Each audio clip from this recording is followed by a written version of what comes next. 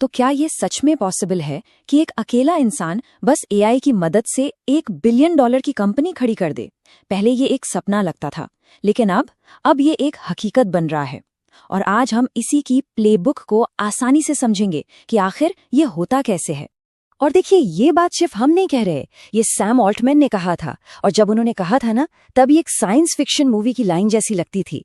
लेकिन एआई में जो तेजी से बदलाव आए हैं, उसके बाद ये भविष्यवाणी अब सच्चाई के काफी करीब आ चुकी है।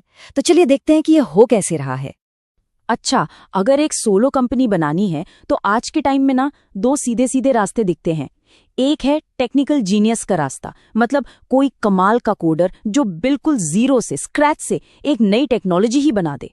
और दूसरा रास्ता है एआई ऑर्केस्ट्रेटर का।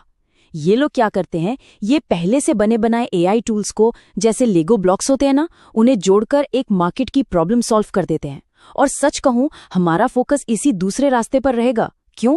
क्योंकि ये रास्ता ऑलमोस्ट हर किसी के लिए खुला है। इसके लिए रॉकेट साइंटिस्ट होना जरूरी नहीं है। तो सवाल ये है कि एक सक्सेसफुल एआई ऑर्केस्ट्रेटर बनने की आखिर प्लेबुक क्या है? इसकी शुरुआत होती है एक बहुत ही सिंपल लेकिन पावरफुल 3 स्टेप के फ्रेमवर्क से।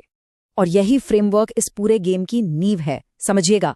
स्टेप 1, ऐसी डिमांड ढूंढो जो पहले से मार्केट में है, मतलब ऐसी प्रॉब्लम जिसके लिए लोग परेशान हैं और पैसा खर्च करने को तैयार हैं। कोई नया मार्केट बनाने की कोशिश बिल्कुल नहीं करनी। स्टेप 2, एक्विजिशन को डिजिटाइज करो। सीधा सा मतलब है, प्रोडक्ट पूरी तरह ऑनलाइन बिकना चाहिए। कोई दुकान नहीं, कोई फिजिकल सेटअप नहीं, ताकि स्केल करना आसान हो। और सबसे जरूरी स्टेप 3, लो टच सब्सक्रिप्शन के लिए प्राइस रखो। ऐसा प्राइस जो कस्टमर बिना सेल्स कॉल के, बिना ज्यादा सोचे समझे सब्सक्राइब कर ले। इससे रेकरिंग रेवेन्यू बनता है, जो कि सबसे जरूरी है। तो बात आती है प्राइस की। इंडिया के मार्केट के लिए ये ₹1500 पर मंथ का नंबर एक तरह का स्वीट स्पॉट है।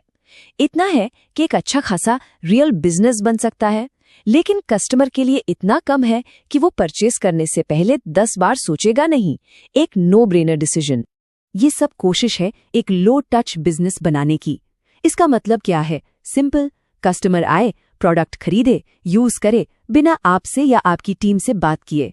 यही तो वो सीक्रेट है, वो जादू है जिससे एक अकेला इंसान हजारों या शायद लाखों कस्टमर्स को आराम से हैंडल कर सकता है। ऑटोमेशन। चलिए, फ्रेमवर्क तो सेट हो गया, पर अब इस फ्रेमवर्क में फिट होने वाले आखिर वो बिजनेस आइडियाज वो आएंगे कहां से? और पता है सबसे अच्छी बात क्या है?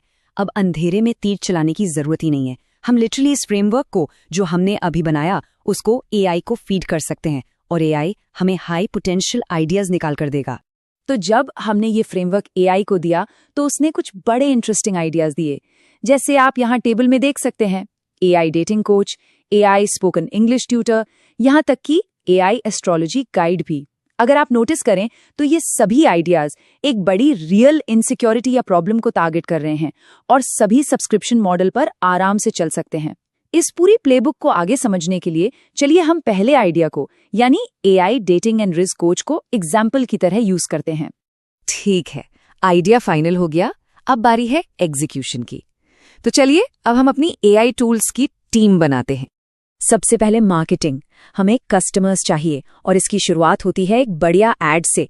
पर अब इसके लिए एजेंसी हायर नहीं करनी, क्योंकि एआई ये काम अब कुछ ही मिनटों में कर सकता है। जरा सोचिए इस प्रोसेस को।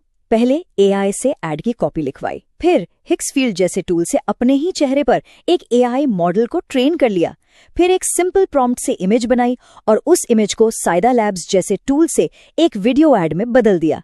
ये पूरा प्रोसेस, जिसके लिए कुछ साल पहले एक पूरी क्रिएटिव टीम, एक एड एजेंसी लगती थी, आज एक अकेला इंसान कर सकता है। माइंड ब्लोइंग है ना? तो ये जो टूल्स हैं, हिक्सफील्ड, साइडा लैब्स, मैजिका, ये आपका मार्केटिंग डिपार्टमेंट है।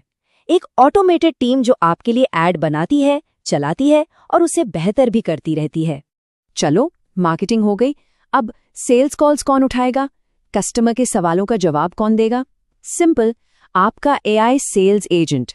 वापी जैसे टूल्स से आप एक वॉइस एजेंट बना सकते हैं। एक ऐसा एजेंट जो 24 घंटे 7 दिन कॉल हैंडल कर सकता है, प्रोडक्ट के बारे में बता सकता है और लीड्स को क्वालिफाई भी कर सकता है, और ये सब बिना आपके इन्वॉल्वमेंट के। ठीक है, मार्केटिंग और सेल्स सेट हो गए। आखिरी पीस परफॉर्मेंस कैसे ट्रैक करें, बिजनेस के लिए सही डिसीजन कैसे लें। हाँ, इसके लिए भी हम एक AI डेटा एनालिस्ट हायर करेंगे। एक्सेल शीट्स में घंटों तक नंबर्स देखने की जरूरत नहीं है। जूलियस AI जैसे टूल को अपने डेटा से कनेक्ट कीजिए और बस इंग्लिश में या सिंपल भाषा में सवाल पूछिए, मेरी सेल्स कैसी चल रही हैं, और जवाब आपके सामने, इंस्टेंट इनसाइट्स। तो ये जो कॉम्बिनेशन है ना, एक क्लियर फ्रेमवर्क और एक पूरा AI एग्जीक्यूशन स्टैक, ये एंटरप्रेन्योरशिप के पूरे मतलब को ही बदल रहा है। ये सोच में एक बहुत बड़ा बदलाव है। लेफ्ट साइड पर देखिए, ये है पुराना तरीका, पहले पैसा उठाओ, फंडिंग लो, फिर एक बड़ी टीम बनाओ। और राइट साइड पर है नया तरीका, बहुत कम खर्च में एक AI टीम असेंबल करो। पहले सब कुछ खुद बनाते थे, अब बने बनाए टूल्स को जोड़ते हैं।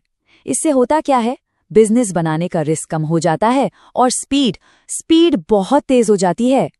और क्योंकि खर्चा इतना कम है तो नए नए आइडियाज टेस्ट करना बहुत आसान हो जाता है। ये कोट बिल्कुल फिट बैठता है यहाँ। अगर पहले 3 महीने में 500 पेइंग सब्सक्राइबर्स नहीं मिल रहे तो आगे मत बढ़ो, तुरंत आइडिया बदलो, पिविट करो।